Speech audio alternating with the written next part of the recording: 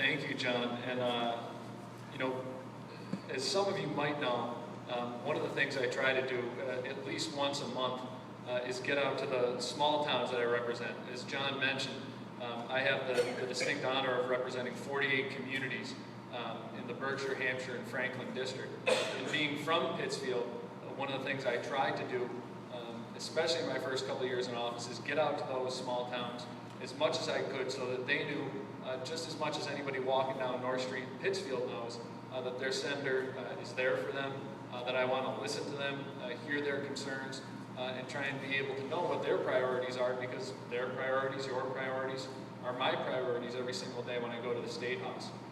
And then one thing I realized after a few years was, hey, I haven't done one of these town forums, I haven't done an open sort of town hall event in my own hometown, in Pittsfield.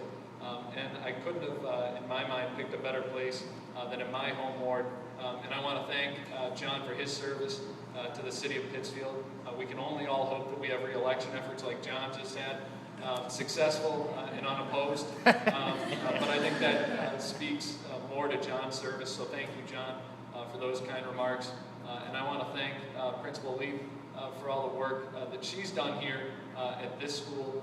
It really is a great place to come. Whenever I get to come here and read a book to a class or meet with some of the teachers, I come away more excited and more energized than when I came in. I do have flashbacks when I get into this gym about coming to basketball camp at one point, so there will be no test where someone has to hit a layup to ask a question or anything along those lines. But thank you, Principal, for your service to the city of Pittsfield. So just to be clear, there isn't going to be a real sort of formal way of going about things here tonight. I'm here more than anything else to listen to you, to answer your questions. I'm going to briefly talk about just where we're at in the legislative session right now, and some of what I'll be working on over the course of the second year of this session. So last night we finished up the first year of formal sessions in the state legislature. We have 2-year terms, we have 2-year sessions, and we have a limit on when we do and don't have formal sessions. So last night concluded the formal session component of our year in the calendar year 2011. This year, as some of you know, I have served as the chair of the Telecommunications, Utilities, and Energy Joint Committee in the legislature.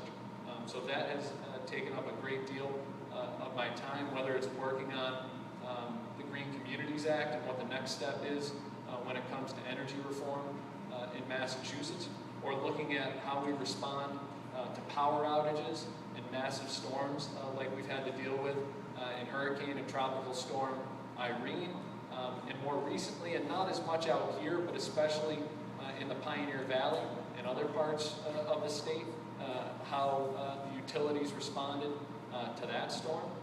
But I'm also working on a lot of issues that I've worked on for some time, regardless of my chairmanship. In the Berkshire delegation, we all share the same priorities. They're probably priorities that if somebody asked you, what are the top 3 issues that matter to you? Jobs, education, and healthcare.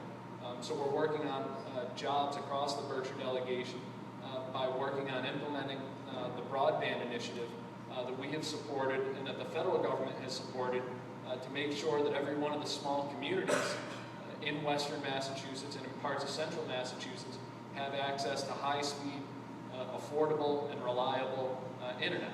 Those efforts are starting to be rolled out right now, and we expect by the end of next calendar year that we will be able to connect every single home and residence in western and central Massachusetts.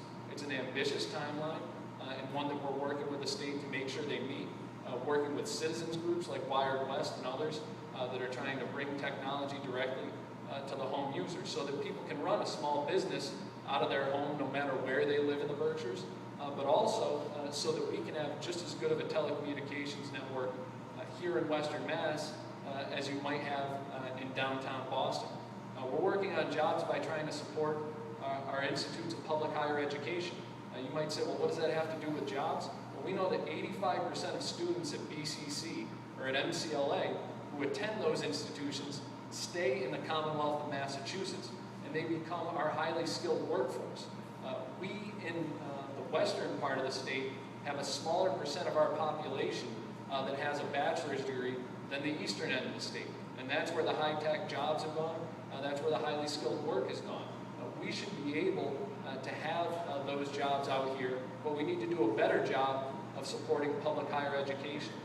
And I'm excited to see the work that we've done on our campuses of public higher ed. Out here at BCC, we're making significant investments in the campus that haven't been made for far too long. At MCLA, we're building a science center, the first new building in 30 plus years on that campus.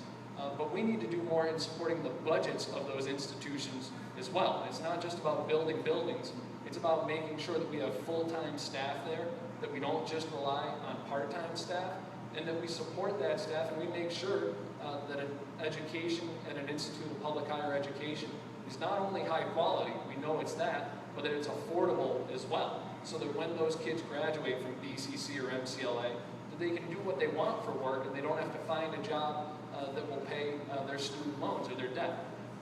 Education, I just talked about it there, along with supporting K through 12, which we have done a good job of, not a great job, but a good job in this downturn. Again, we need to support public higher education and the budgets there, and then healthcare. What are we doing to try and reduce the cost of healthcare so that our small businesses can put more money into growing their business, into adding jobs, and less money into premiums and deductibles? We have a lot of work to do there, and I think that's going to be one of the driving issues that we deal with in the second year of this legislative session. Now, I know there are a million other issues that I could touch on, that I'm working on, or that you all care about, but instead of me standing up here and rambling, I'd much rather hear from you directly.